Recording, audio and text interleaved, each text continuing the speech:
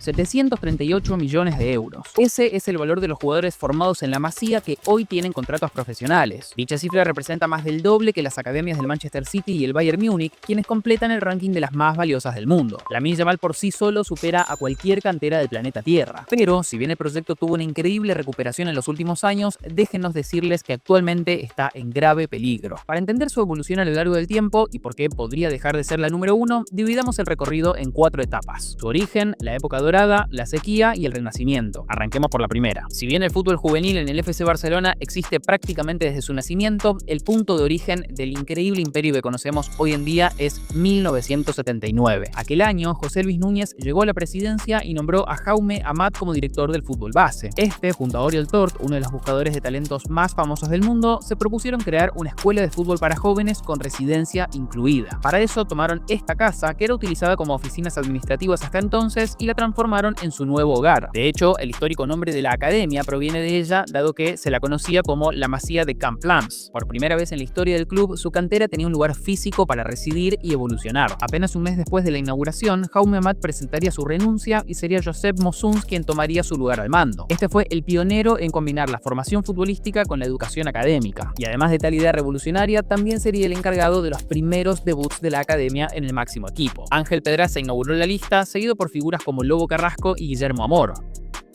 Aún así, estos casos serían relativamente aislados. Durante los primeros años, la cantera no fue sustento recurrente del conjunto titular, ni mucho menos de estrellas globales. Lo interesante es que el problema para que eso no suceda no estaba ni en la dirigencia ni en la falta de inversión en el proyecto, sino en una cuestión meramente deportiva. Había una desconexión enorme entre el trabajo realizado en las inferiores y lo que demandaba la primera división. En lo que al desarrollo respecta, quien trabajaba el fútbol base incluso antes de la fundación de la Masía como tal era Laureano Ruiz, una figura del barcelonismo. Este tuvo la brillante idea de que todas las categorías inferiores jugaran de la misma manera. Formación 3-4-3 con un estilo colectivo y técnico. El objetivo era priorizar la posesión, la asociación y los pases a 1 o 2 toques, cosa que luego se volvería el famoso ADN Barça. Para ello utilizaba mucho la herramienta del rombo, un ejercicio hoy indispensable y que muchos de nosotros hicimos con nuestros amigos, cuya creación se asocia directamente a él. Otro de sus pensamientos disruptivos era que no importaba el físico del jugador. Los futbolistas pequeños también tenían un sitio y hasta ciertas ventajas. Al respecto decía: los movimientos del fútbol son parar, arrancar, girar, y todo eso el pequeño, que tiene el centro de gravedad muy cerca del suelo, lo hace mucho más rápido que uno alto. Ahora bien, el problema con esta metodología era que chocaba directamente con el perfil que buscaban tener en el primer equipo. Allí, los entrenadores de turno imponían sus propias reglas y en general no eran las mismas que se desarrollaban en la Masía. De hecho, la dirigencia misma tenía un pensamiento respecto al porte físico. En sus oficinas pegaron un cartel que decía: date la vuelta si estás aquí para ofrecer un jugador juvenil que mide menos de 1,80 m,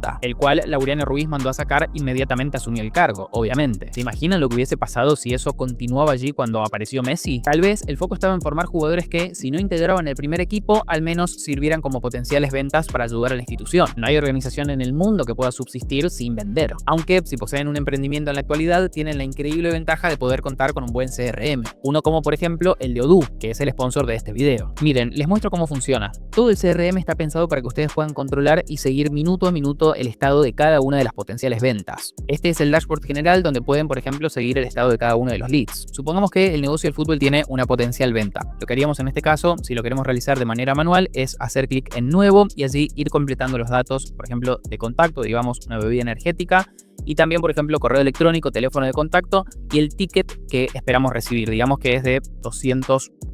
Una vez que hicimos esto, nos aparecerá en el flujo y ahora es donde empieza la parte divertida, porque no solo podemos ir moviéndolo a medida que vemos que la venta avanza, sino que también podemos empezar a tener ciertos contactos con el cliente, por ejemplo, a través de mensajes, registrar una nota o incluso programar cierta notificación. Lo mejor es que acá pueden controlar absolutamente todo el flujo de potenciales clientes, ya sea personas que simplemente ingresan a su página web, como hasta, por ejemplo, contactos a través de WhatsApp. Simplemente hay que ir aquí a generar leads y podemos ver, por ejemplo, cómo podemos crear una página de aterrizaje para que todos esos contactos que llegan a nuestro sitio web se carguen al CRM, como también crear una nueva campaña de marketing por correo. La plataforma está pensada para que manejen todo desde un único lugar y eso se logra gracias a que Odoo posee una serie de aplicaciones que están interconectadas entre sí. No solamente las que vimos aquí de sitio web y encuestas, sino también otras como inventario y facturación, que claramente son importantes a la hora de realizar ventas.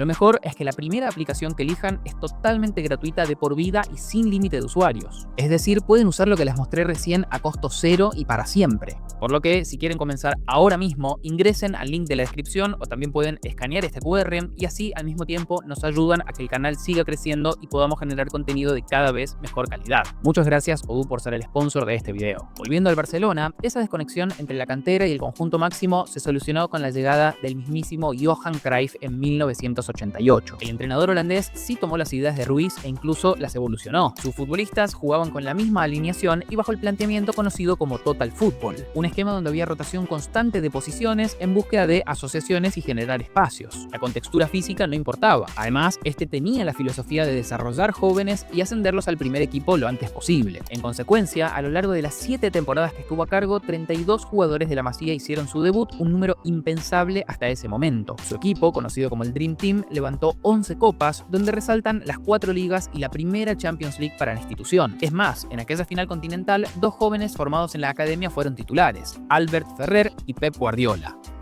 Sería este último quien justamente disfrutaría de la segunda etapa en nuestro recorrido, la época dorada, una que, para ser francos, no nació con el arribo de Pep, sino bastante antes. Hubo 2 entrenadores previos al español que fueron factores fundamentales. El primero de ellos fue Louis van Gaal. El entrenador holandés siempre visualizó el potencial que tenían estos futbolistas. Tal es así que su sueño era una alineación 100% compuesta por canteranos. Y aunque no logró conseguirlo durante su paso por el club, sí promovió a 22 juveniles, dentro de los cuales encontramos a nombres como Xavi Hernández, Puyol, Andrés Iniesta y Víctor Valdés. Todos ellos se convertirían en grandes figuras al poco tiempo. El siguiente paso lo dio Frank Rijkaard, quien llegó como reemplazo de van Gaal y logró conquistar otra Champions League. Si bien el equipo tenía estrellas externas como Ronaldinho, Eto'o y Deco, 28 jugadores de la Masía tuvieron minutos bajo su mandato. El más importante fue, sin lugar a dudas, Lionel Andrés Messi, quien debutó oficialmente en 2004 con apenas 17 años. El argentino pertenecía a la generación del 87, considerada por muchos como la mejor que la academia produjo alguna vez. Aquel equipo cadete, donde también estaban Cesc Fábregas y Gerard Piqué, lo ganó absolutamente todo. Ya durante el penúltimo año de Rijkaard, este señor volvió al club para hacerse cargo del Barça B. Allí aplicaría una propuesta innovadora al combinar juveniles de la academia con jugadores mayores a 21 años que aportaban la experiencia. Así lograría el ascenso de la categoría juvenil y también el desarrollo de quienes luego serían figuras como Pedro y Sergio Busquets. Para Laporta, el presidente de la institución por aquel momento, la situación era más que clara. Pep Guardiola era el indicado para dirigir a la primera división. Y la verdad es que tuvo razón. Desde 2008, Pep no solo potenció a quienes llegaban de la Masía, sino que los convirtió en el centro de su proyecto. Los resultados no tardaron en llegar. Sus 4 temporadas fueron catalogadas como las más gloriosas en la historia blaugrana, conquistando 14 de 19 títulos posibles, 2 UEFA Champions League, 3 ligas españolas, 2 Copas del Rey, 3 Supercopas de España, 2 Supercopas de Europa y 2 Mundiales de Clubes. Una verdadera locura.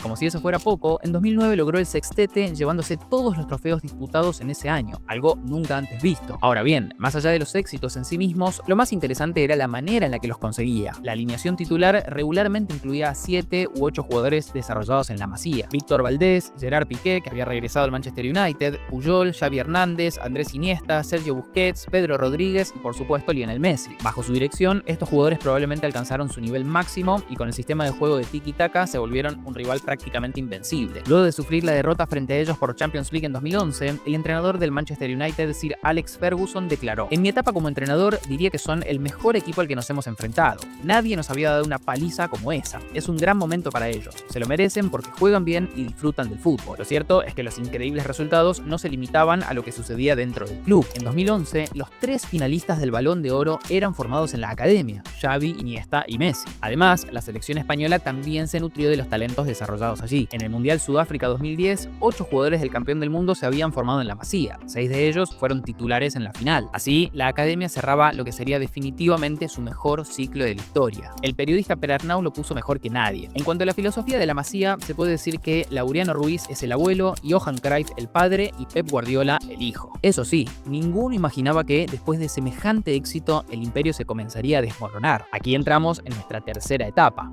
la sequía. Pese a que en 2011 las instalaciones instalaciones se renovaron por completo, trasladándose a la ciudad deportiva de Saint-Jean-d'Espí, el proyecto atravesó la crisis más dura de su existencia. Cualquiera habría pensado que el éxito continuaría después de que Tito Vilanova hiciera realidad el sueño de Van Gaal al disputar un partido con 11 canteranos, pero no fue así. Muchos identifican a Eusebio Sacristán como el responsable del comienzo del declive. El español estuvo al mando del Barcelona B entre 2011 y 2015, tiempo en el cual priorizó los resultados por encima del desarrollo de los juveniles. Para eso llevó al extremo el uso de jugadores mayores a 21 años, afectando negativamente el desarrollo de los más jóvenes. Aunque también hay que decirlo, por más injerencia que Eusebio haya tenido, el verdadero responsable fue este señor, Josep María Bartomeu. Durante su gestión como presidente hubo un cambio radical en la filosofía del club. Barcelona simplemente dejó de priorizar a la Masía como fuente de talento y salió a buscarlo en el mercado de fichajes. Es decir, resolvió no crear las figuras, sino directamente salir a comprarlas. Así, en sus 6 años de mandato, los 34 traspasos que realizó acumularon un gasto de, escuchen bien, 1.082 millones de euros. Una verdadera locura. Durante este tiempo, el conjunto blaugrana se dio el lujo de cerrar sus 3 traspasos más caros de la historia. Ousmane Dembélé por 148 millones de euros, Philippe Coutinho por 160 y Antoine Griezmann por 120 millones.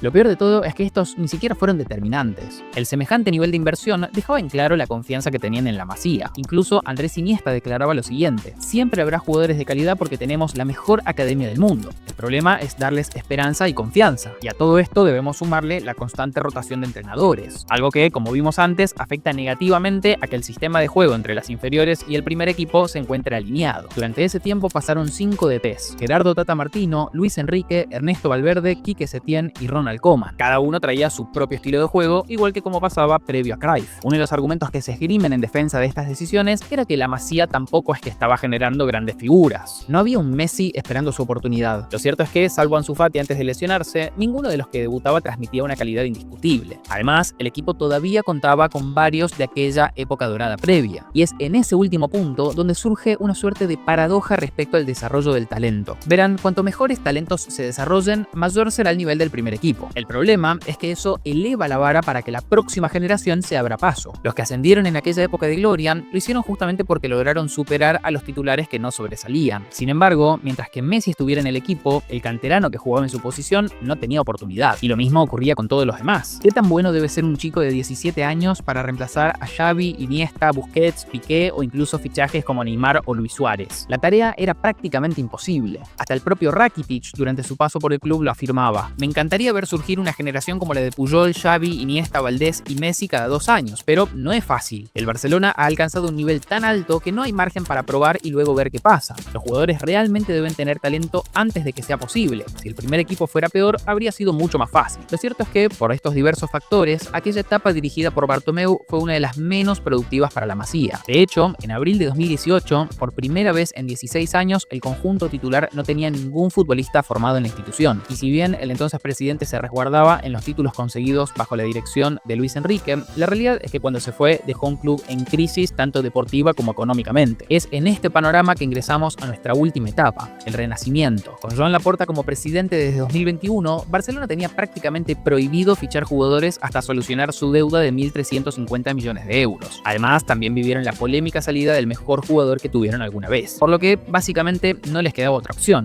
Necesitaban recurrir a la academia para mejorar el rendimiento del equipo. Una figura clave en este proceso fue Xavi Hernández, quien regresó como entrenador en 2021. El entrenador, formado también en la Masía, sabía que esta era el centro de la filosofía del Barça, por lo que, bajo su dirección técnica, hizo debutar o consolidó a 16 futbolistas, dentro de los cuales 4 luego serían piezas fundamentales. Aquí nos referimos a Lamine Yamal, quien disputó sus primeros minutos con apenas 15 años, Fermín López, Pau Cubarsí y Alejandro Valde. Xavi también potenció otros jóvenes como Iñaki Peña, Héctor Ford, Marc Casado, Marc Gui y Gavi, aunque este último ya contaba con experiencia dentro del primer equipo. Lamentablemente, el español permaneció apenas 2 temporadas y media. De igual manera, él ya anticipaba el potencial que tenía el proyecto. Este Barça tiene mucho futuro, esté yo o no de entrenador. Más allá de los títulos, me siento orgulloso de haber confiado en una nueva generación como Fermín López, Lamine Yamal, Pau Cubarsí y Alejandro Valde, que representan el futuro del club.